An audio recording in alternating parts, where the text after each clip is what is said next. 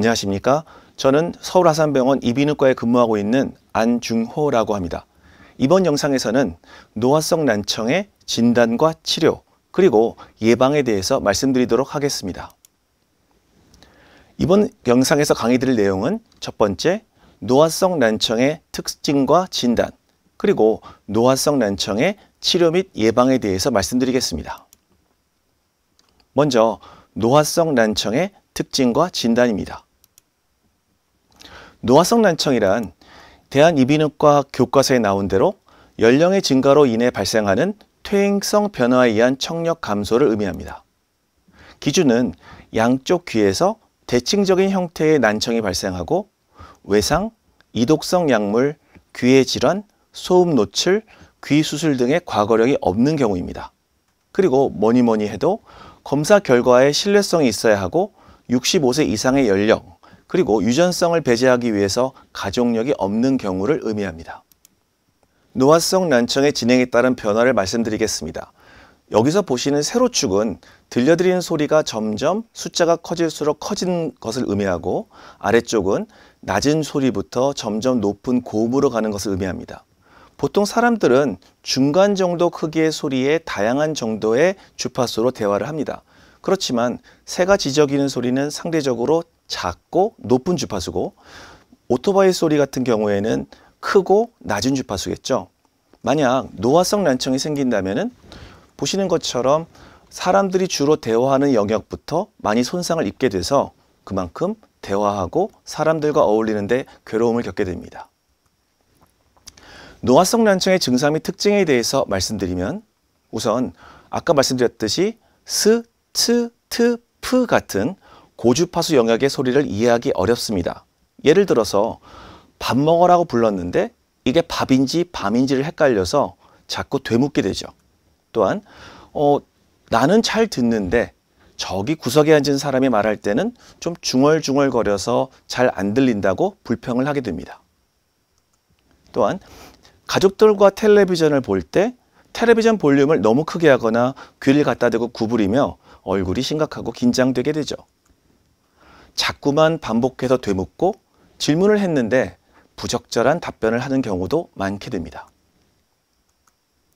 이명이 들리거나 평상시보다 말소리가 커서 특히 조용한 장소에서 대화를 할 때 불편을 느낄 경우가 있습니다. 주변 사람들과 관계에서 주변 사람들의 목소리를 정확하게 못 듣기 때문에 불안정하고 적대시하거나 심한 경우 우울증을 겪게 되는 경우도 있습니다. 그렇다면 여기서 노화성 난청은 얼마나 많이 발생할까요? 각 나라별로 유병률을 보았는데, 미국 같은 경우에 70세 이상의 26.3%에서, 영국은 60세 이상에서 31%, 타이완은 65세 이상에서 31.7%의 노화성 난청의 유병률을 보입니다. 우리나라는 65세 이상을 기준으로 했을 때 다른 나라들과 비슷하게 25.9%의 노화성 난청을 보이고 있습니다. 노화성 난청이란 결국 나이가 들면 점점 더 심해지겠죠. 2010년 미국에서 발표된 연구인데 3,753명의 정상 청력을 가진 50세 이상의 인구에서 10년 동안 추적 관찰을 했을 때 10년이 지난 다음에 난청이 발생할 확률은 37.2%로 알려져 있습니다. 그렇다면 노화성 난청은 왜 생길까요? 우선 태어날 때부터 노화가 빨리 진행되는 유전자들이 있습니다. 그래서 유전자의 변화도 중요하고, 내가 큰 소음을 듣거나 외상에 의해서 유전자가 손상되거나 또는 나쁜 유해 물질이 귀 안에 축적돼서 난청이 오기도 합니다. 청각을 담당하는 세포 내 소기관이 변성이 오거나 또는 산화작용, 그리고 특히 여성 같은 경우에는 호르몬의 변화가 급격히 겪으면서 노화성 난청이 진행하는 경우도 많습니다. 그렇다면 이러한 난청이 우리 건강에 어떤 영향을 미칠까요? 굉장히 다양한 정도로 문제를 일으키는데, 남자가 아무래도 큰 소음이나 특히 우리나라 같은 경우에는 병역 의무를 지면서 사격 등의 훈련에 의해서 소음에 노출되는 경우가 많기 때문에 난청이 더 흔합니다. 당뇨병의 경우에는 신경에 문제를 일으키기 때문에 청각신경 역시 문제가 돼서 당뇨 환자에서 그렇지 않은 분보다 2배 이상 난청의 빈도가 높고요. 난청 환자가 병원 입원율이 높고 사망률 역시 높아진다고 보고되고 있습니다. 신장 기능, 우리 알다시피 콩팥의 모양은 귀의 모양하고 좀 유사하죠. 그래서 그런지 콩팥에 문제가 있는 유전성 질환에서 많은 난청을 보고하기도 하고 신장 기능이 안 좋은 환자들도 혈액순환이 나빠져서 난청의 빈도가 올라가는 것으로 알려져 있습니다. 심혈관 질환이 증가하는 경우도 많고 난청은 뭐니 해도 스트레스를 받기 때문에 사람들과 격리돼서 우울증을 호소하고 흡연은 만병의 근원이죠. 흡연 역시 난청을 일으킬 가능성이 70% 됩니다. 난청이 이루어지면 다시 말씀드리겠지만 알츠하이머나 치매를 일으킬 가능성이 높아지고 난청 환자가 그렇지 않은 환자들보다 넘어질 가능성 역시 많이 올라가는 것으로 알려져 있습니다. 그렇다면 노화성 난청을 어떻게 조기에 진단할 수 있을까요? 이러한 표가 있습니다. 1번부터 10번까지 듣는 것에 대해서 문제가 있을 경우에 항상, 가끔씩, 아니요로 전체 10문항의 만점이 40점이죠. 이 점수를 합쳐서 10점 이상인 경우 50%에서 노화성 난청 진단이 가능한 것으로 알려져 있습니다. 나중에 이 표를 가지고 본인의 노화성 난청 지수를 측정해 보셔도 좋을 것 같습니다. 여기 굉장히 중요한 연구가 있습니다. 36세부터 90세까지 639명의 환자가 참여한 대규모 연구인데 평균 11.9년 동안의 관찰 기간 동안 639명 중 58명의 환자에서 치매가 그리고 37명의 환자에서 알츠하이머 진단을 받았습니다. 그런데 정상 청력을 가진 대조군에 비해서 가벼운 난청군이 1.89배, 2배 정도, 중등도 난청군이 3배, 그리고 고도 난청은 무려 5배 가까이 알츠하이머나 치매의 위험도를 보였습니다. 그래서 교정이 가능하다면 적극적인 청능 재활이 중요한 것을 강조하였습니다.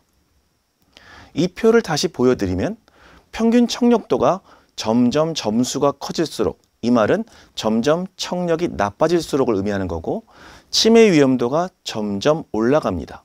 그래서 청력이 나빠질수록 치매 위험도는 점점점 증가하는 것을 보여주고 있습니다.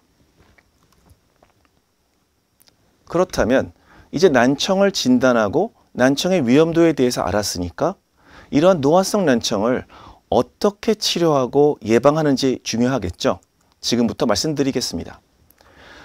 다양한 종류의 난청이 있습니다. 이러한 난청의 치료는 그 진단에 따라서 원인에 맞는 치료를 하게 됩니다. 예를 들어서 돌발성 난청처럼 갑자기 청력이 떨어지는 경우는 스테로이드, 혈액순환제, 비타민, 허브 등을 복용하실 수 있고 만약에 귀에 물이 차서 또는 고름이 차서 고막이 없어서 생기는 중이염인 경우에는 중이환기관 삽입술이나 이소골 성형술, 이경화증 수술을 하게 됩니다.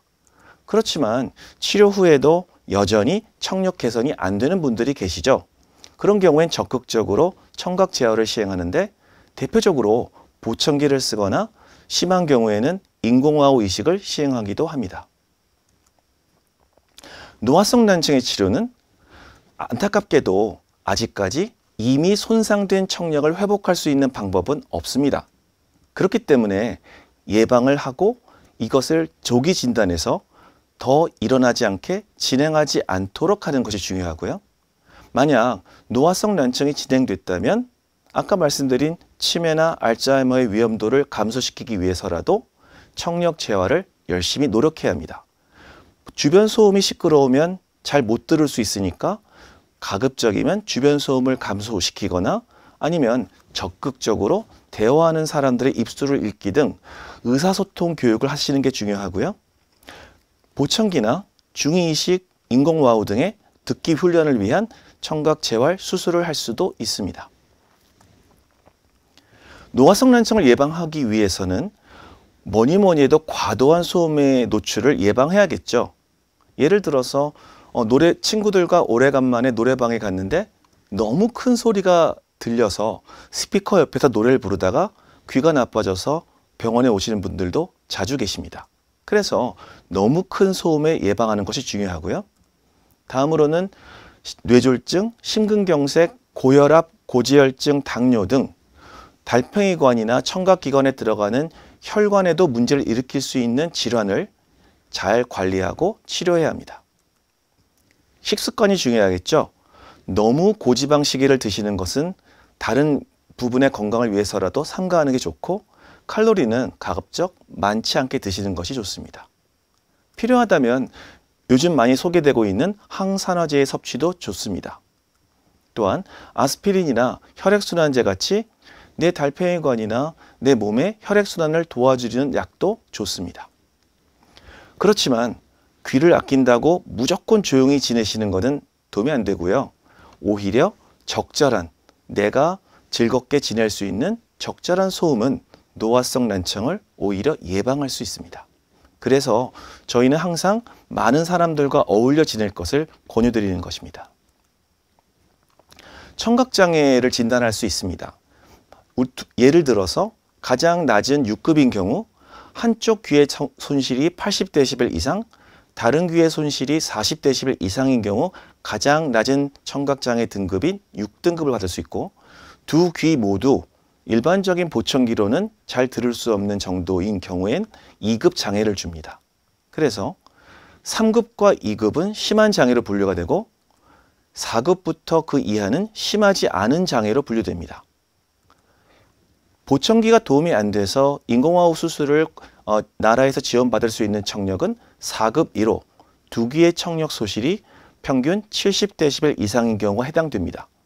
그렇지만 이 모든 경우에 있어서 모든 청각장애 환자에서 한 귀의 급여 보청기를 5년마다 처방해 드리고 있습니다. 그렇기 때문에 내가 청력이 나쁜 것을 아신다면 가까운 병원을 찾아가서 적극적인 청력 검사와 장애에 해당된다면 장애 신청을 하실 것을 당부드립니다. 여기 재미있는 연구가 있습니다. 좀 전에 제가 청력이 나쁜 분들이 그렇지 않은 분들보다 치매나 알츠하이머의 위험이 높다고 말씀드렸죠. 그러면 그런 분들이 적극적으로 보청기 등의 청각 제어를 한다면 어떻게 될까요? 영국에서 나온 연구인데 영국 전역에서 43만 7,704명을 대상으로 보았습니다. 난청이 있는 경우 치매로 진행할 위험도는 전체에서 29.6%로 보고되었는데, 중요한 것은 난청이 있으나 보청기를 착용하길 거부한 성인에서 정상 청력인에 비해 1.42배 높게 치매가 발생했지만, 적극적으로 보청기를 착용한 성인은 정상 청력인과 차이가 없습니다. 그래서 난청이 있으신 분들은 치매나 알츠하이머의 예방을 위해서 적극적인 보청기를 사용하셔야 합니다. 또한 보청기는 치매의 위험 요인으로 잘 알려진 사회적 고립도를 1.5%, 외로움을 2.3%, 우울감을 7.1%나 낮춰준다고 보고되었습니다. 지금부터는 노화성 난청을 가지신 분들이 일상생활에서 어떻게 행동하고 생각하면 좋을지에 대해서 말씀드리겠습니다. 우선 본인이 잘 못 듣는 것을 감추지 말고 적극적으로 말씀을 하셔야 합니다. 처음 만나는 사람은 내가 잘 듣는지 못 듣는지를 모르겠죠. 그런데 자꾸만 되물으면 상대방에게 불쾌한 인상을 남길 수도 있습니다. 그렇기 때문에 이야기를 나누기 전에 나는 조금 못 들으니까 좀 배려해 달라고, 말을 조금만 천천히 해달라고 말씀해 주시는 것이 중요합니다. 더 중요한 것은 중요한 거래를 할 때 못 알아들었는데 상대방한테 창피하다고 알아들은 척 하다가 더 큰 낭패를 당할 수 있기 때문에 더 적극적으로 내가 잘 못 들으니까 잘 말씀해 달라고 확인하는 게 좋고, 대화를 할 때 상대방에게 집중하고 입모양을 보는 것 역시 중요합니다. 가족과 주변 지인들의 역할이 중요하겠죠. 가족들과 주변 지인들은 발음을 또박또박 그리고 약간 천천히 말씀하시는 것이 좋습니다. 그리고 뭐니 해도 잘 못 듣는 분들은 되물을 수밖에 없죠. 그럴 때 짜증내지 말고 잘 다시 말씀해 주시는 게 좋습니다. 그리고 난청인들은 입모양을 보면서 아는 경우가 많습니다. 그래서 상대방을 쳐다보고 이야기를 하시는 게 좋고, 난청이 있다고 하더라도 나는 보청기를 하게 되면은 나는 이제 늙었다고 생각해서 거부하는 분들이 많습니다. 그럴 땐 가족들이 더 적극적으로 보청기를 권해드리는 것이 좋고 대화할 수 있는 기회를 자주 가져야 치매를 예방하는 데도 도움이 됩니다. 그렇지만 제가 항상 환자들에게 말씀드리는 내용 중에 하나가 안 들리는 소리는 정말로 필요한 소리가 아닌 이상은 적당히 듣고 넘기는 것도 필요합니다. 중요한 거래나 물건을 구입하는 경우가 아닌 이상 너무 다 들으려고 하는 것은 피곤하죠. 적당히 듣고 나서 내가 이해한 것이 맞는지 확인을 하시면 됩니다. 아시겠지만 일상생활의 대화의 대부분은 큰 의미가 없어서 중요하지 않은 대화가 많다고 편하게 환자들에게 말씀드리고요. 그렇지만 못 알아듣는다고 남들 대화하는데 가만히 있지 마시고 적극적으로 대화에 끼어서 말씀하실 것을 권유드립니다. 정기적인 청력 검사가 필요합니다. 최소 1년에 한 번 정도는 청력 검사를 하셔야 됩니다. 청각장애 진단을 위해서는 최소 6개월 이상 난청이 지속된다는 근거가 필요합니다. 그래서 그동안 병원 안 가고 청력 검사 안 가고 잘 지내시다가 어느 날 안 들려서 병원에 가셔서 청력 검사 하신다 하더라도 6개월이 안 지났기 때문에 그 다음 6개월을 더 기다려서야 청각장애 진단을 받을 수 있습니다. 그래서 내가 난청이 생겼는지 조기에 진단하고 치료하고 보험 등의 혜택을 받기 위해서는 최소한 1년마다 청력 검사를 하실 것을 권유드립니다. 또한 귀가 먹먹하거나 귀에서 고름이 나오는 등의 질병이 있을 때는 난청을 더 악화시킬 수 있기 때문에 가까운 이비인후과를 방문하시는 것이 중요합니다. 소음을 듣는 것은 무조건 나쁘겠죠. 큰 소음을 피하되 적극적인 활동에 참여하셔야 됩니다. 평소 주변의 소음을 줄여서 내가 필요한 소리가 더 두드러지게 들리게 하는 환경을 만드는 게 중요하고요. 영화 관람이나 음악 감상은 제한 없이 참석하시는 것이 좋습니다. 무조건 조용히 있는다고 귀가 오래 가는 건 아니고 내가 적당히 듣는 생활을 하는 것이 중요하고, 그렇지만 좀 전에 말씀드렸듯이 노래방처럼 너무 시끄러운 공간에는 안 가시는 게 좋습니다. 흡연자는 당연히 금연하셔야겠죠. 여기서 말씀드리는 60 법칙이 있습니다. 일상생활에서 필요한 경우 이어폰이나 헤드폰을 사용하는 경우가 많은데, 이럴 때 이어폰이나 헤드폰을 쓰고 볼륨의 60% 미만, 한 번 들을 때 60분 미만으로 들어서 내 중요한 청력을 보존하시는 것이 중요합니다. 건강한 식생활과 규칙적인 운동 역시 중요하겠죠. 아연이나 코엔자임 Q10 등 귀 건강에 좋다고 알려져 있는 영양제를 드시는 것도 좋고요. 또한 귀 건강에 좋다고 알려져 있는 음식들이 있습니다. 브로콜리, 등푸른 생선, 토마토, 바나나, 견과류 같은 고칼슘 음식들은 귀 건강에 좋다고 알려져 있으니까 평소에도 건강을 위해서 챙겨 드실 것을 권유드립니다. 규칙적인 운동과 스트레칭으로 균형 감각을 유지하시는 것이 중요하고요. 뭐니 해도 긍정적인 마음가짐과 활기찬 생활을 하십시오. 미국의 작가이자 교육자이자 사회주의 운동가인 헬렌 켈러 박사가 있습니다. 이분은 최초의 시각 청각 장애인이면서 인문계 학사를 받은 분인데요. 이분이 남긴 말 중에 보이지 않는 것은 사물과의 단절이지만 들리지 않는 것은 사람과의 단절이라고 말씀하셨습니다. 그만큼 우리에게 듣는 것은 사람과 사람 사이를 이어주는 중요한 역할을 하기 때문에 여러분들이 사랑하는 가족들 그리고 좋은 친구들과 오래오래 좋은 대화를 나누면서 편하게 지냈으면 좋겠습니다. 서울 아산병원 교수진들이 이번에 당신의 노화 시계가 천천히 가면 좋겠습니다라는 제목으로 안티에이징 관련 책을 만든 것이 있습니다. 관심 있으신 분들은 이 책에 한번 보시는 것도 권유드립니다. 이상으로 오늘 제 강의를 마치겠습니다. 경청해 주셔서 감사합니다.